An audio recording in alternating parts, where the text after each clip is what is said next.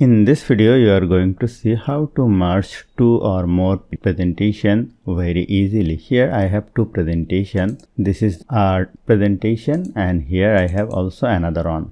Now I want to merge these two. Let us open the presentation 3 and here let us go to the new slide and here you will see an option reuse slide. Click on over here. Then click on this option browse. Now choose the location from your desktop. Let me choose this one, story, and click on open. If you click on the first slide, the slide will be inserted after this. Let us go to and at the end. Let us click on over here. If you want a single slide, just click on over here. Then it will be inserted, but you will see the color is not matching properly. So let me delete this.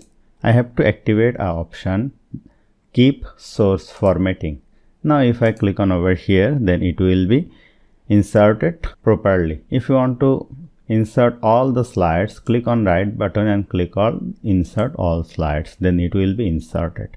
So hope you found this video helpful. If you like this video, please share this video with your friends and family and don't forget to subscribe. Thank you.